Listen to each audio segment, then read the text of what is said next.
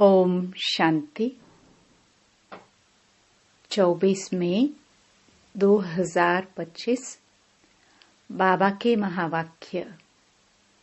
मीठे बच्चे, अमृत वेले अपने दूसरे सब संकल्पों को लॉकअप बंद कर एक बाप को प्यार से याद करो। बाप से मीठी मीठी रूह रिहान करो। प्रश्न: तुम बच्चों की हर बात में अर्थ है। अर्थ सहित शब्द कौन बोल सकता है? उत्तर: जो देही अभिमानी है वही हर बोल अर्थ सहित बोल सकता है। बाप तुम्हें संगम पर जो भी सिखलाते हैं वह अर्थ सहित है। देह अभिमान में आकर मनुष्य जो कुछ बोलते हैं वह सब अर्थ के बिना अनर्थ है। उससे कोई फल नहीं निकलता, फायदा नहीं होता। गीत: नयनहीन को राह दिखाओ प्रभु। ओम शांति। यह सब गीत आदि हैं भक्ति मार्ग के। तुम्हारे लिए गीतों की दरकार नहीं है। कोई तकलीफ की बात नहीं। भक्ति मार्ग में तो तकलीफ बहुत है। कितनी रस्म रिवाज चलती है। ब्राह्मण खिलाना, यह करना, तीर्थों आदि पर बहुत कुछ करना होता है। यहाँ आकर सब तकलीफों से छुड़ा देते हैं। इसमें कुछ भी करना नहीं है। मुख से शिव शिव नहीं बोलना है। यह कायदे मुजीब नहीं। इनसे कोई फल नहीं मिलेगा। बाप कहते हैं यह अंदर में समझना है, मैं आत्मा हूँ। बाप ने कहा है हमको याद करो। अंतर्मुखी हो, बाप को ही याद करना है। तो बाप प्रतिज्ञा करते हैं तुम्हारे पाप भस्म हो जाएंगे। यह है योग अग्नि, जिससे तुम्हारे विकर्म विनाश हो जाएंगे। फिर तुम वापस चले जाएंगे। हिस्ट्री रिपीट होती है। यह सब अपने साथ बातें करने की युक्तियां हैं। अपने साथ रूह रिहान करते रहो। बाप कहते हैं मैं कल्प कल्प तुमको यह युक्ति बताता हूँ। यह भी जानते हैं धीरे धीरे यह झाड़ वृद्धि को पाएगा। माया का तूफान भी इस समय है, जबकि मैं आकर तुम बच्चों को माया के बंधन से छुड़ाता हूँ। सतयुग में कोई बंधन होता नहीं। यह पुरुषोत्तम युग भी अभी तुमको अर्थ सहित बुद्धि में है। यहाँ हर बात अर्थ सहित ही है। देह अभिमानी जो बात करेंगे सो अनर्थ।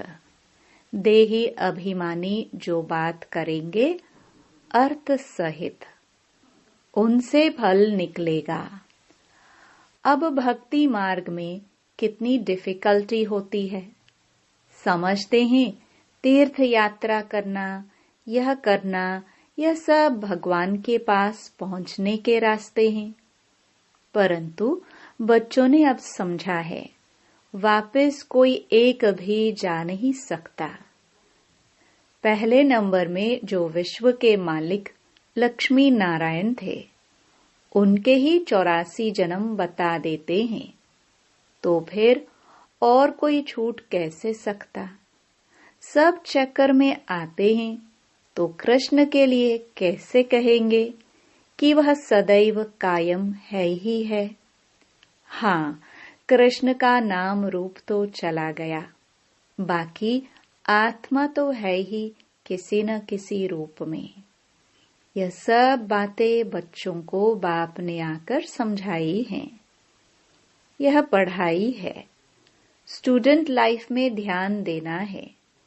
रोजाना टाइम मुकर्रर कर दो अपना चार्ट लिखने का। व्यापारी लोगों को बहुत बंधन रहता है, नौकरी करने वालों पर बंधन नहीं रहता। वह तो अपना काम पूरा किया, खलास। व्यापारियों के पास तो कभी ग्राहक आए तो सप्लाई करना पड़े, बुद्धि योग बाहर चला जाता है तो कोशिश कर समय निकालना चाहिए। अमृत वेले का समय अच्छा है, उस समय बाहर के विचारों को लॉकअप कर देना चाहिए। कोई भी ख्याल न आए, बाप की याद रहे, बाप की महिमा में लिख देना चाहिए। बाबा ज्ञान का सागर पतित पावन है। बाबा हमको विश्व का मालिक बनाते हैं, उनकी श्रीमत पर चलना है। सबसे अच्छी मत मिलती है मन मना भव, दूसरा कोई बोल न सके। कल्प कल्प यह मत मिलती है, तमो प्रधान से सतो प्रधान बनने की।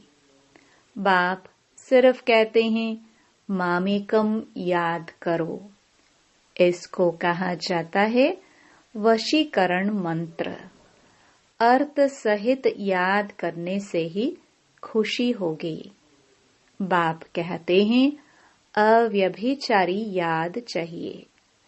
जैसे भक्ति में एक शिव की पूजा अव्यभिचारी है, फिर व्यभिचारी होने से अनेकों की भक्ति करते हैं। पहले थी अद्वैत भक्ति, एक की भक्ति करते थे। ज्ञान भी उस एक का ही सुनना है। तुम बच्चे जिसकी भक्ति करते थे वह स्वयं तुम्हें समझा रहे हैं। मीठे मीठे बच्चे, अभी मैं आया हूँ। यह भक्ति कल्ट अभी पूरा हुआ। तुमने ही पहले पहले एक शिव बाबा का मंदिर बनाया।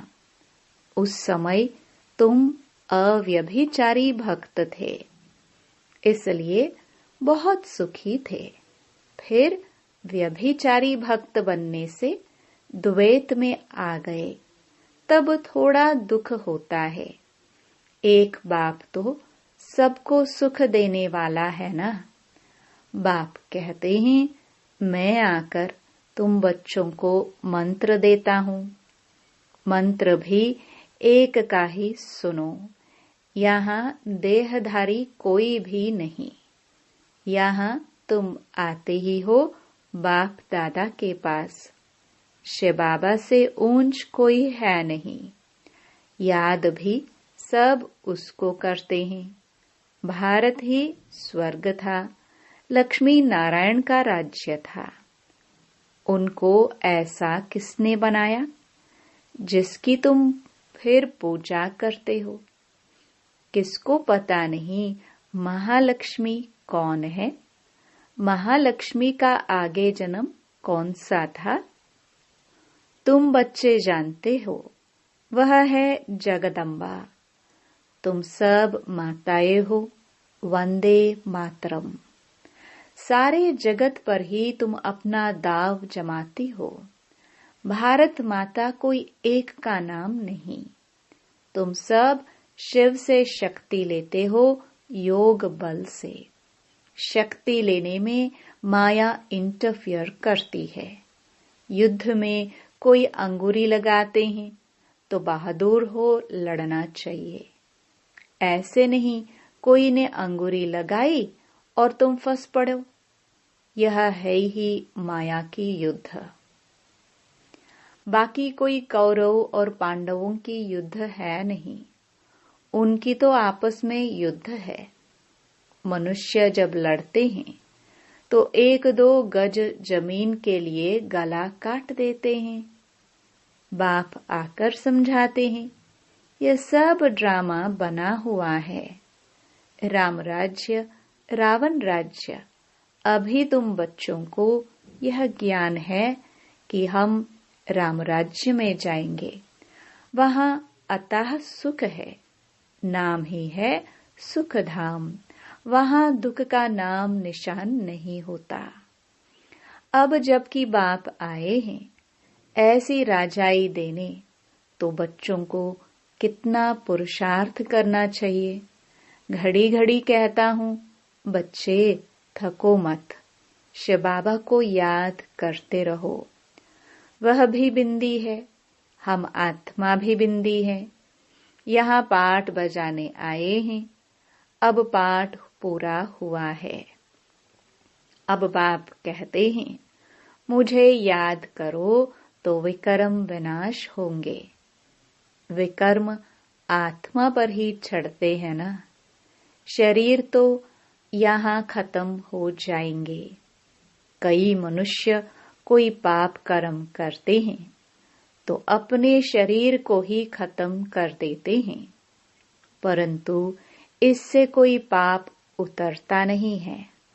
पाप आत्मा कहा जाता है। साधु संत आदि तो कह देते आत्मा निर्लेप है, आत्मा सो परमात्मा। अनेक मते हैं, अभी तुमको एक श्रीमत मिलती है। बाप ने तुम्हें ज्ञान का तीसरा नेत्र दिया है। आत्मा ही सब कुछ जानती है, आगे ईश्वर के बारे में कुछ नहीं जानते थे। सृष्टि चक्र कैसे फिरता है, आत्मा कितनी छोटी है, पहले पहले आत्मा का रियलाइजेशन कराते हैं। आत्मा बहुत सूक्ष्म है, उनका साक्षात्कार होता है। वह सब हैं भक्ति मार्ग की बातें। ज्ञान की बातें बाप ही समझाते हैं। वह भी भ्रकटी के बीच में आकर बैठते हैं बाजू में, यह भी झट समझ लेते हैं। यह सब हैं नई बातें जो बाप ही बैठकर समझाते हैं। यह पक्का याद कर लो, भूलो नहीं। बाप को जितना याद करेंगे उतना विकर्म विनाश होंगे। विकर्म विनाश होने पर ही आधार है तुम्हारे भविष्य का। तुम बच्चों के साथ साथ भारत खंड भी सबसे सौभाग्यशाली है। इन जैसा सौभाग्यशाली दूसरा कोई खंड नहीं है। यहाँ बाप आते हैं। भारत ही हेवन था, जिसको गार्डन ऑफ अल्लाह कहते हैं। तुम जानते हो, बाप फिर से भारत को फूलों का बगीचा बना रहे हैं। हम पढ़ते ही हैं वहां जाने के लिए, साक्षात्कार भी करते हैं। यह भी जानते हैं कि यह वही महाभारत लड़ाई है। फिर ऐसी लड़ाई कभी लगती नहीं है। तुम बच्चों के लिए नई दुनिया भी जरूर चाहिए। नई दुनिया थी ना, भारत स्वर्ग था। 5000 वर्ष हुए, लाखों वर्ष की तो बात ही नहीं। लाखों वर्ष होते तो मनुष्य अनगिनत हो जाए। यह भी कोई की बुद्धि में नहीं बैठता कि इतने हो कैसे सकता, जबकि इतनी आदमशुमारी नहीं है। अभी तुम समझते हो, आज से 5000 वर्ष पहले हम विश्व पर राज्य करते थे और खंड नहीं थे। वह होते हैं बाद में।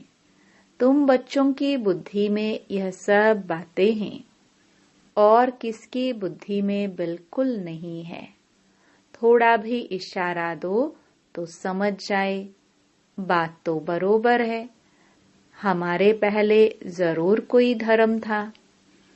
अभी तुम समझा सकते हो कि एक आदि सनातन देवी देवता धर्म था। वह प्राय लोप हो गया है। कोई अपने को देवता धर्म के कह नहीं सकते। समझते ही नहीं कि हम आदि सनातन देवी देवता धर्म के थे। फिर वह धर्म कहाँ गया? हिंदू धर्म कहाँ से आया? कोई का भी इन बातों में चिंतन नहीं चलता है। तुम बच्चे समझा सकते हो। बाप तो है ज्ञान का सागर, ज्ञान की अथॉरिटी, तो जरूर आकर ज्ञान सुनाया होगा। ज्ञान से ही सद्गति होती है, इसमें प्रेरणा की बात नहीं। बाप कहते हैं जैसे अब आए हैं वैसे कल्प कल्प आता हूँ, कल्प बाद भी आकर फिर सब बच्चों से मिलेंगे। तुम भी ऐसे चक्कर लगाते हो, राज्य लेते हो, फिर गवाते हो। यह बेहद का नाटक है। तुम सभी एक्टर्स हो। आत्मा एक्टर होकर क्रिएटर, डायरेक्टर, मुख्य एक्टर को न जाने तो वह क्या काम की। तुम बच्चे जानते हो कैसे आत्मा शरीर धारण करती है और पाठ बजाती है। अब फिर वापस जाना है। अब इस पुरानी दुनिया का अंत है। कितनी सहज बात है, तुम बच्चे ही जानते हो। बाप कैसे गुप्त बैठे हैं, गोदरी में करतार देखा। अब देखा कहे या जाना कहे, बात एक ही है। आत्मा को देख सकते हैं, परंतु उससे कोई फायदा नहीं है। कोई को समझ में आ ना सके। नवधा भक्ति में बहुत साक्षात्कार करते हैं। आगे तुम बच्चे भी कितने साक्षात्कार करते थे। बहुत प्रोग्राम आते थे। फिर पिछाड़ी में यह खेलपाल तुम देखेंगे। अब तो बाप कहते हैं पढ़कर होशियार हो जाओ। अगर नहीं पढ़ेंगे तो फिर जब रिजल्ट निकलेगी तो मुंह नीचे हो जाएगा। फिर समझेंगे हमने कितना समय वेस्ट किया। जितना जितना बाप की याद में रहेंगे, याद के बल से पाप मिट जाएंगे। जितना बाप की याद में रहेंगे उतना खुशी का पारा चढ़ेगा। मनुष्यों को यह पता नहीं है कि भगवान को क्यों याद किया जाता है। कहते भी हैं तुम मात पिता, अर्थ नहीं जानते। अभी तुम जानते हो। शिव के छत्र पर समझा सकते हो। यह ज्ञान का सागर पतित पावन है, उनको याद करना है। बच्चे जानते हैं वही बाप आया है सुख घनेरे का रास्ता बताने। यह पढ़ाई है। इसमें जो जितना पुरुषार्थ करेगा उतना ऊंच पद पाएगा। यह कोई साधु संत आदि नहीं जिसकी गद्दी चली आई हो। यह तो शिव बाबा की गद्दी है। ऐसे नहीं यह जाएगा तो दूसरा कोई गद्दी पर बैठेगा। बाप तो सबको साथ ले जाएंगे। कई बच्चे व्यर्थ ख्यालातों में अपना समय वेस्ट करते हैं। सोचते हैं खूब धन इकट्ठा करें, पुत्र पोतरे खाएंगे, बाद में काम आएगा, बैंक लॉकर में जमा करे, बाल बच्चे खाते रहेंगे। परंतु किसको भी गवर्नमेंट छोड़ेगी नहीं। इसलिए उसका जास्ती ख्याल न कर अपनी भविष्य कमाई में लग जाना चाहिए। अब बच्चों को पुरुषार्थ करना है। ऐसे नहीं कि ड्रामा में होगा तो करेंगे। पुरुषार्थ बिगर खाना भी नहीं मिलता। परंतु किसकी तकदीर में नहीं है तो फिर ऐसे ऐसे ख्यालात आ जाते हैं। तकदीर में ही नहीं है तो फिर ईश्वरीय तदबीर भी क्या करेंगे। जिनकी तकदीर में है वह अच्छी रीति पुरुषार्थ करते और कराते हैं। बाप तुम्हारा टीचर भी है, गुरु भी है, तो उनको याद करना चाहिए। सबसे प्रिय बाप, टीचर और गुरु ही होते हैं, उनको तो याद करना चाहिए। बाबा युक्तियां तो बहुत बतलाते हैं। तुम साधु संत आदि को भी निमंत्रण दे सकते हो। अच्छा, मीठे मीठे सिखिलदे बच्चों प्रति माता पिता बाप दादा का याद प्यार और गुड मॉर्निंग। रूहानी बाप की रूहानी बच्चों को नमस्ते। धारणा के लिए मुख्य सार। पहला, पुरुषार्थ कर अपनी भविष्य कमाई में लग जाना है। ड्रामा में होगा तो कर लेंगे, यह कहकर पुरुषार्थहीन नहीं बनना है। दूसरा, सारे दिन में जो भी पाप होते हैं या किसी को दुख देते हैं तो नोट करना है। सच्चाई से बाप को सुनाना है। साफ दिल बन एक बाप की याद से सब हिसाब चुकतो करने हैं। वरदान, ताज और तख्त को सदा कायम रखने वाले निरंतर स्वतः योगी भव। वर्तमान समय बाप द्वारा सभी बच्चों को ताज और तख्त मिलता है। अभी का यह ताज व तख्त अनेक जन्मों के लिए ताज तख्त प्राप्त कराता है। विश्व कल्याण की जिम्मेवारी का ताज और बाप दादा का दिल तख्त सदा कायम रहे तो निरंतर स्वतः योगी बन जाएंगे। उन्हें किसी भी प्रकार की मेहनत करने की बात नहीं, क्योंकि एक तो संबंध समीप का है, दूसरा प्राप्ति अखूट है। क्योंकि एक तो संबंध समीप का है, दूसरा प्राप्ति अखूट है। जहाँ प्राप्ति होती है वहाँ स्वतः याद होती है। स्लोगन, प्लेन बुद्धि से प्लान को प्रैक्टिकल में लाओ तो सफलता समाई हुई है। अव्यक्त इशारे। रूहानी रॉयल्टी और प्योरिटी की पर्सनालिटी धारण करो। दुख अशांति की उत्पत्ति अपवित्रता से होती है। जहाँ अपवित्रता नहीं, वहाँ दुख अशांति कहाँ से आई? आप जब पतित पावन बाप के बच्चे मास्टर पतित पावन हो, तो जो औरों को पतित से पावन बनाने वाले हैं वह स्वयं तो पावन होंगे ही। ऐसी पावन पवित्र आत्माओं के पास सुख और शांति स्वतः ही है।